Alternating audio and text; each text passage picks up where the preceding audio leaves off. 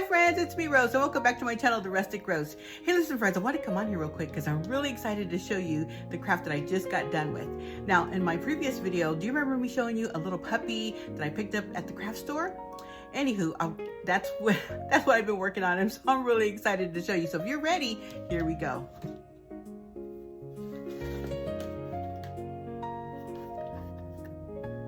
This is what I made, friends.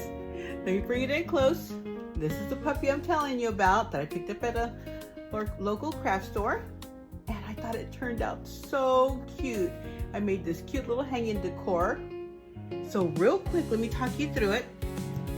Last year, I was at a craft store and I picked these up, and it was after the holidays, and it's just a little tag, and yeah, and I think they were on clearance, so I got them for really cheap. But anywho, sometimes when you see something like this, you think, well, what am I going to do with it? You know, I don't have any idea. The holiday's over. But friends, go ahead and pick it up anyway, because even though you have to hang on to it for about a year, or maybe even, you know, use it sooner, but I just brought it out and I thought, you know what? That's what I'm going to put my little puppy on. And that's what I did. So friends, so real quick, I just cleaned this off and took off this little leaf here. And I went over it with my Waverly chalk paint and the color Snow White, let that dry. And then once that was dried, what I did was I went in with some apple barrel paint in the color pumpkin orange and real brown. Anywho, friends, I really liked it, but what happened was once I put my puppy on top of it, it kind of all just blended together because it was all the same color. And I thought, that's not really what I wanted. I want my puppy to pop. So what I ended up doing was I went with some Kelly Green apple barrel paint. And as you can see, that's what I used here in the background. And once I did that, friends, I put my puppy on top, it really popped, and I thought, I really like it now. Anywho, once I did that, the little leaf that I had taken off, removed, I just used it as a pattern for down below.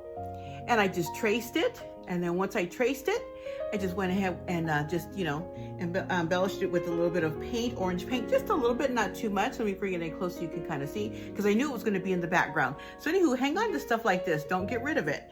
Anywho, once I did that, I went ahead and splattered a little bit with some paint. Then I went in with my little chalk pen and wrote the word hello. And of course, I put a little bow on top with a little button. And friends, I made this a little 3D-ish. So what I did was, a couple years back, I was at the secondhand store and I found a little bag of these little wine corks. And that's all it is, friends. So sometimes when you see something like this, like, okay, what am I gonna do with that? So what I did was I sliced it and I cut it and I put it right between my little board and my little puppy, just to elevate it just a little bit, make it look 3D. And that's all I did, friends. Once it was dried, I went ahead and went over the whole thing with some Mod Podge to seal it and protect it.